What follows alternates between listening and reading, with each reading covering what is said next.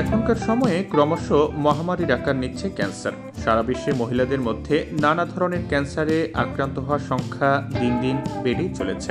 এই রোগে আক্রান্ত হওয়া থেকে বাদ পড়ছেন না তারকারাও। এবার এই রোগে আক্রান্ত হয়েছেন অভিনেত্রী হিনা খান। এদিকে স্তন ক্যান্সারে আক্রান্ত হওয়ার পরে প্রথম কেমো নিলেন এই অভিনেত্রী। হাসপাতাল থেকে ভিডিও পোস্ট করেছেন তিনি।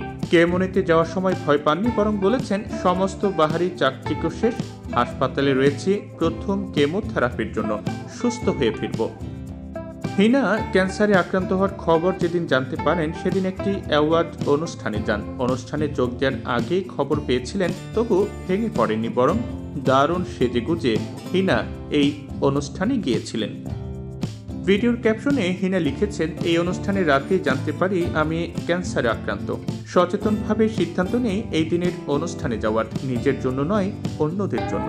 এই দিনটা আমার জীবনের কঠিনতম দিন, সেই দিন থেকে সবকিছু বদলে গেল। এর আগে হিনা নিজেই জানিয়েছেন এই কঠিন সময় নিয়ে মোটেও ভয় পাচ্ছেন না তিনি, বরং তিনি নিশ্চিত তার এই লড়াইয়ে আগামীতে অনেককেই অনুপ্রেরণা যোগাবে। স্তন ক্যান্সারের বিষয়ে অভিনেত্রী তার পোস্টে লিখছেন, মনে রাখবেন আমাদের শরীরে ক্ষত তৈরি হতে পারে, কিন্তু আমরা একদম যেন ভয় না পাই। সম্প্রতি নিজের ইনস্টাগ্রামে হিনা লিখেছেন, যে সকল নারী ও পুরুষেরা এই কঠিন রোগের জন্য লড়ছেন তাদের জন্য লিখছি। আশা রাখি আমি যেন সাহস রাখতে পারি, যাতে বহু মানুষ তাদের ভালোর জন্য আমার সফর থেকে উদ্বুদ্ধ হতে পারেন। প্রসঙ্গত বলে রাখা ভালো যে কিছু সিনেমায় কাজ করলেও ছোট পর্দার অভিনেত্রী হিসেবে সকলের কাছে পরিচিত হিনা খান। ইয়া রিস্তা কিয়া কহেলাতা হে সিরিয়ালে অভিনয়ের মাধ্যমে দর্শকের কাছে জনপ্রিয়তা অর্জন করেছেন তিনি।